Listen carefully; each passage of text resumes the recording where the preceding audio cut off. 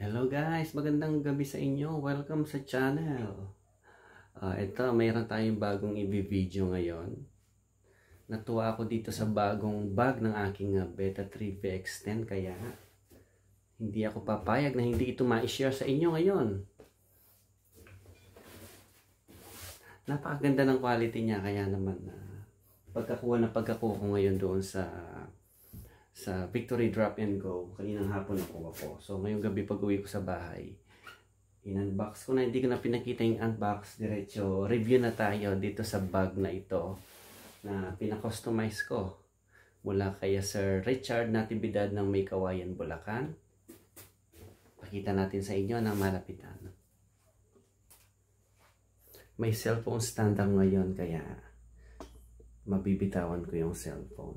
So ipakita ko sa inyo yung walang laman kasi ito may laman na para medyo mabuhat ko siya.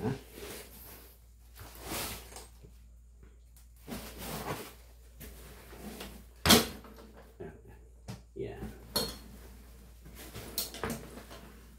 Napaka pulido ng gawa at pinakagustuhan ko nasunod yung sukat na binigay ko. Pinadala ko yung styrofoam ng speaker sa kanya para siguradong masukatan yung korte ng pagka-trapezoid niya.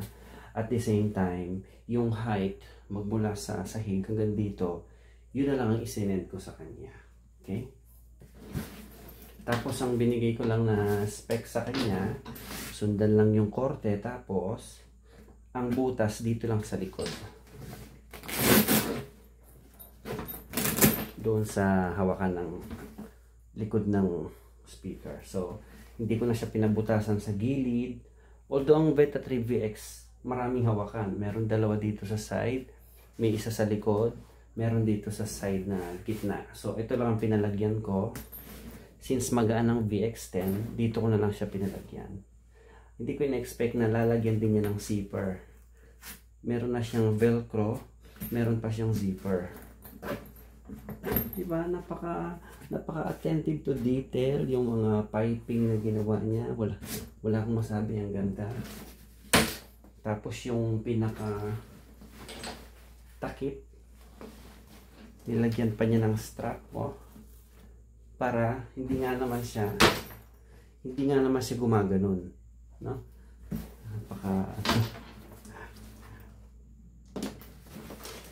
Tapos yung loob, yan, siyempre makinis na makinis. Also, ang napansin ko pa, unlike sa dati kong supplier, naglagay siya ng zipper. Para siguro, pagdating ng araw, pag medyo na-flatten na yung foam, or siguro kung gusto mo labhan, pwede mong tanggalin yung foam niya. Yan. Pakasingit mo lang yung pinaka-zipper niya dun para hindi gumasgas doon sa mismong speaker. Makinis naman yung zipper, kaya plastic naman siya, kaya hindi naman makakagasgas doon sa grill ng speaker. Also, yung paikot ng pinagtahian naka-cover din, so wala kang makikita ng tuntungan. So pati yung sa loob may zipper siya dito, pwede mo tanggalin yung padding dito. May zipper dito, pwede mo tanggalin yung padding sa side, dito sa kabilang side, and sa bottom part. So, makapal yung bottom part, halos 3/4 inch yung kapal nung padding. Even sa taas pala, all over sides. Kaya safe na safe yung speaker mo, kahit na medyo mauntog, makapal yung cushion. Also, naglagay siya ng velcro na may garter. Dalawa. Doon sa pinakaharapan para hindi naman siya lalabas dito pero parang ganun ang purpose niya. So, nilagay niya ng dalawang ganito. Very good. Napakaganda ng pagkakagawa. Very nice. At malapit lang siya sa akin. Kaya, hindi hassle yung pag-order ko dahil from Bulacan to Zambales mayroong Victory Drop and Go. Kasama yung logo syempre. Tapos sa ilalim meron siyang mga paa. Ayan, ang tibay ng pagkakagawa. O, parang factory made talaga. Malaki yung zipper. Okay. Ipakita ko sa inyo yung pag pag nakapasok na siya. Pero bago yon, pakita ko muna yung mismong speaker sa inyo. Yan. So, maraming hawakan sa side ang VX. So, ito, papaloob siya. Ito, pantay lang. Yan, pantay lang. Ito para may butas siya sa loob. Dito siya masarap bitbitin. Meron din siya dito. Tsaka yung rubber foot. So, ito yung VX10 na paborito ko ngayon. Ang ganda nung, kahit na plastic lang siya, maganda yung material.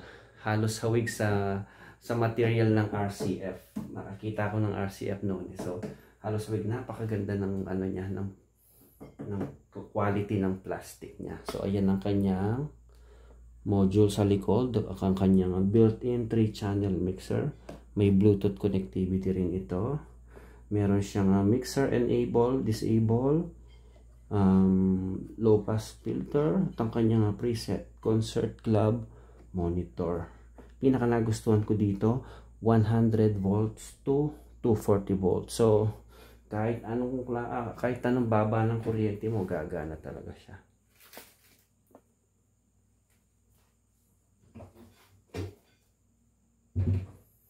Harapan. Yan. Matigas yung kanyang grill, makapal. Nga pala, itong aking DJ Star Beam 260 for sale ito. 28,000. Baka sakaling may naghahanap nito. Matalas din to. Ayoko sanang i-out dahil maganda yung output niya, pero since nakatuna na tayo, straight tuna, kaya i-out ko na muna siya.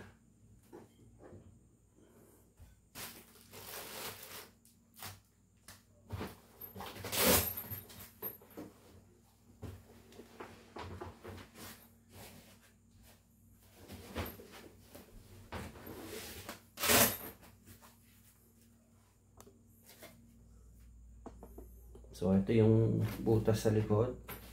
Saktong-sakto. Isa pang dahilan kung bakit hindi ko itong pinalagyan ng mga butas. Para hindi na napapasukan ng alikabok.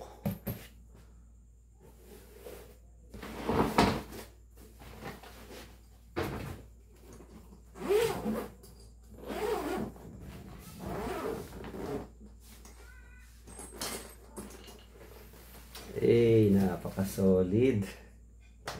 Ang ganda ng bag, nakakatuwa. Presyo nito is 1.5. Size 10 lang ito so expect nyo kung mas malaki ang speaker nyo, mas tataas yung presyo. Sa presyong 1.5, napaka-sulit. Matibay ang tahi, pulido, wala akong makitang flaws.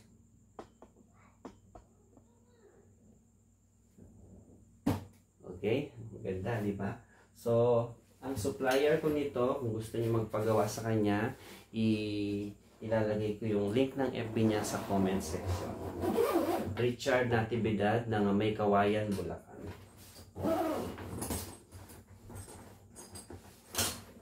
Okay, so 2 piraso ito. Siyempre pares yan. Pares, diba? Ang pogi nilang tingnan. B3. Gusto niya ilagay yung logo ko, yung Gavin Audio. Pero sabi ko, wag na. Okay na yung B3 lang. Medyo malaki pa nga ito. Mas maganda kung medyo maliit lang sana.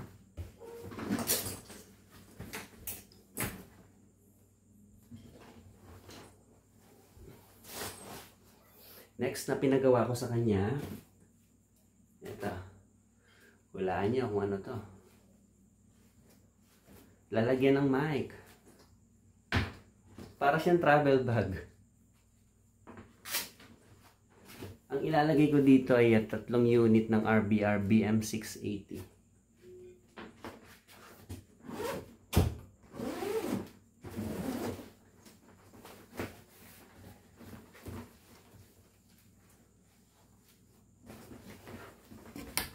Pwedeng gawin ano ito, pwedeng gawin pang biyahe. Kasi natatanggal, oh. Ang ganda ng pagkakagawa ng kapulido. Lapit ko. Para makita niyo yung quality. Ito, medyo, na ano to, nainitan nito nung in-stamp siguro ito. Kasi, nabuo na ito, nahuli nang nilagay ito. Sabi ko, pinahabol ko baka pwede pang ilagay. Sabi ko sa taas sana mas okay, kaya lang sa harap nila inilagay. Kaya hindi naman gaanong halata, pero pag ganun mo sa liwanag, ito medyo nainitan. Nag-flatten lang yung texture. Pero okay lang, ang problema doon. Ilalim, oh. Diretso yung yung hawakan diretso sa ilalim. Kaya matibay talaga. Ang kapal, sobrang kapal nung cushion na nilagay niya, yung partition. So, 6 na BM680 ang ilalagay natin dito. 3 receiver, tagalawang mic kasi dual channel 'yon. Tapos yung mga power supply, antenna, battery charger nandito na. So, meron akong 3 sets ng BM680. Ito na, dito ko na ilalagay. Kasi carton box lang yon, wala siyang tour case, kaya naisipan kong paggawa ng ganito. Ang price nito, nakalimutan ko, ilagay ko sa comment section, pero mura lang ito, nasa around na 1.8 yata ito to 2,000. Ang ganda. And lastly, yung mga mic stand bag na 2-in-1.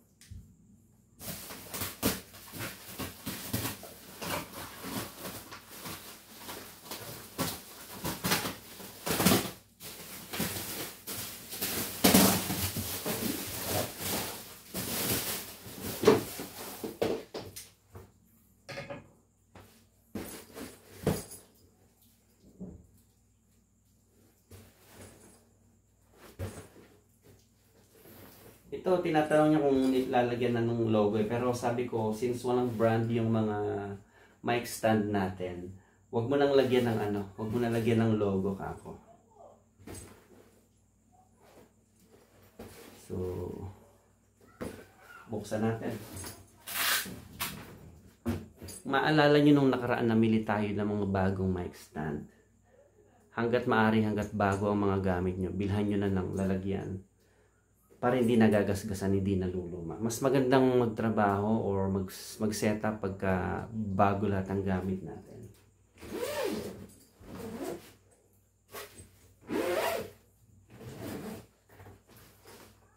Mas neat, mas malinis, mas professional tignan pagka may mga ganitong lalagyan ng mga gamit natin kaysa dun sa mga nakakarton lang na siyempre katagalan ng karton na luluma din.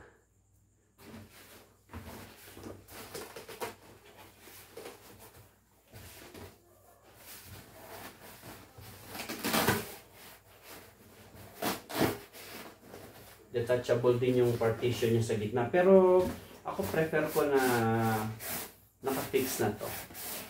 Kasi baka umangat dito, magdigitan sila, mag-cause ng gas-gas. Pero ako hindi ako marunong gumawa nito, pero alam kong i-determine kung maganda siya or hindi. So sa nakikita ko talagang napakapulido ng gawa. Kala mo yung mga bag na factory made talaga. So kagaya nung bag ng speaker, eto meron ding bukasan. So pwedeng tanggalin yung cushion niya. Ayan ang kapal, 3/4 inches ang kapal. Actually kahit wala nang ganito kahit naka-fix na sa loob pero ewan ko bakit siya nilagyan niya ng ganito. Okay lang din naman, pero yun nga lang, siyempre sa part nila, mas matrabaho. So, yun, ganda. Ito alam ko nasa 1.3 ang isa, 2-in-1. So at least kahit na balibag mo doon sa service nyo to, hindi magagasgasan yung mga mic stand natin. Kuha ko ng mic stand, i-try nating ilagay dito. I-post ko lang yung video. Okay. Ito yung mga nabili kong mic stand. Taga Bulacan din ang napagbilhan ko nito. Wala kasi siyang brand kaya wala akong ilalagay na logo doon sa bag. Kaya sinabi ko, huwag mo na lagyan ng logo. Wala siyang brand pero maganda. Magandang klase.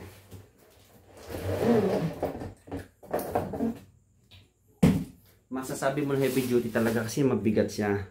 Solid siya. Lahat metal maliban doon sa mga higpitan. Okay?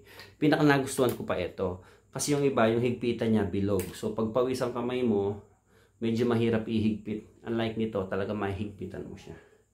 At ang pinaka nagustuhan ko pa sa kanya ito.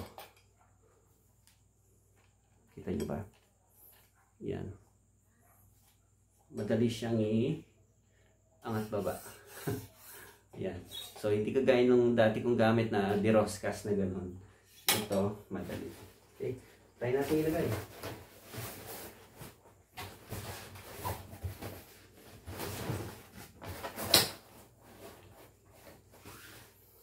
Perfect fit. Saktong-sakto. Nakakatawa. Thank you, Sir Richard, sa pagsunod sa aking sukat na binigay. Ayan.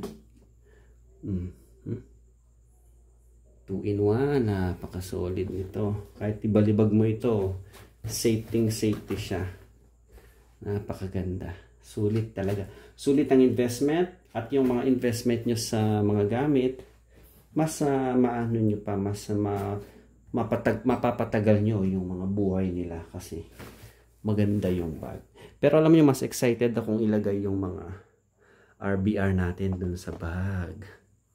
Kukunin ko sa service yung mga RBR mic natin. Hindi ko sure kung malakas ang boses ko sa video kasi medyo malayo ako sa cellphone.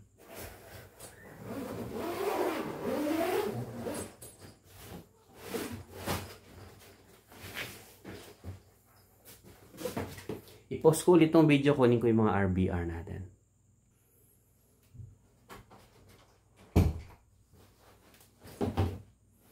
Units RBR BM680. Try natin ilagay.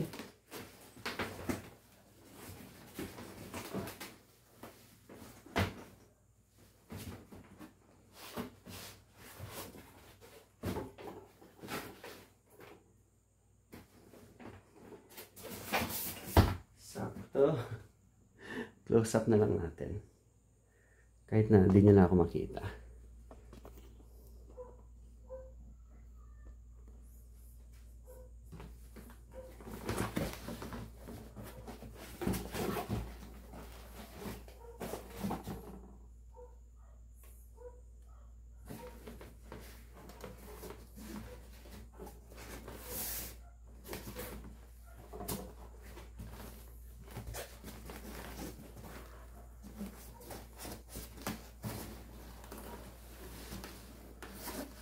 Mas maganda sana kung naka-fix na tong mga itong mga maliliit.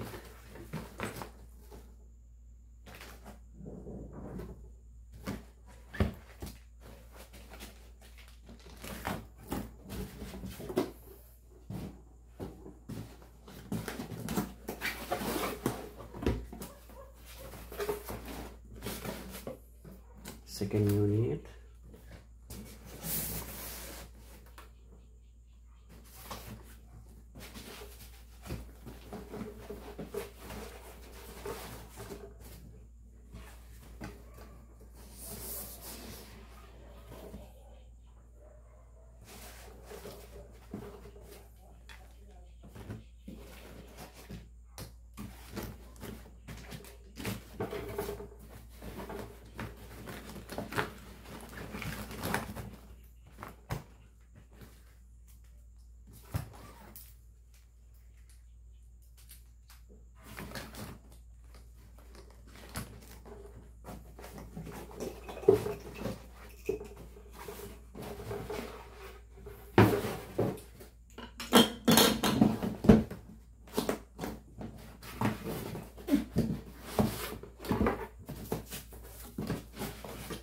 Third unit.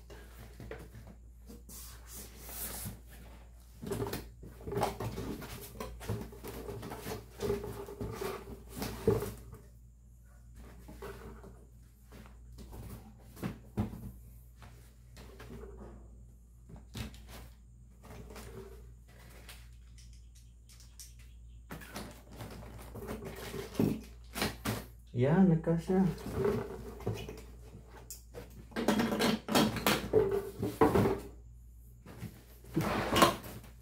Nagkasya. Tignan nyo naman, no? Tagalin ko na yung cellphone. Wait lang. Balik ka rin. Tignan nyo naman, di ba? Pag bit-bit mo ito, 6 na mic kagad. Oh. See? Oh, nagka-idea kayo. So, bili na kayo ng 3 RBR sa akin. Kailan wala pa tayong stock niyan. Siguro in 20 days, mga 2 to 3 weeks, magkakaroon na ulit tayo niyan. Okay? So, yun lang. Dito ko natatapusin itong aking vlog. Sana yan natuwa kayo at nakapulot kayo ng idea. Yan, pwedeng gayahin. Hindi naman tayo madamot sa ideas. Okay? Kumbaga, sharean tayo ng ideas. So, nakakatuwa ang dami, oh. At least isang bit-bitan lang. Pwede mong palagyan ng bulsa dito yan kung gusto mo. Pwedeng hanggang dito lang. Tapos ito mga to nasa bulsa sa labas. Pero ako, isang malaking zipper lang. Okay? So, tapos yan, 2 nito. Ayun yung isa. Okay? So, yun lang. Maraming salamat sa pag-subay, pag-antay. Pasensya na kayo kasi sa Facebook ako nag-upload na ng mga video.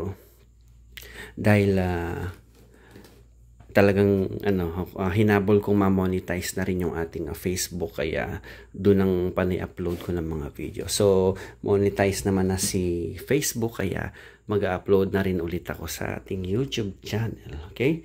Salamat sa inyong panonood hanggang dulo. Kita-kita tayo sa mga susunod nating event. RBR Beta 3, Mecman na version 2, abangan natin. Nasa biyahe na, parating na yung mga mic natin. Kaya may mga nauna nang napadalan tayo na nakapag-video na. Pero yung official review na manggagaling sa atin, antabayanan nyo. Hopefully bukas ma-videoan natin. Bye-bye.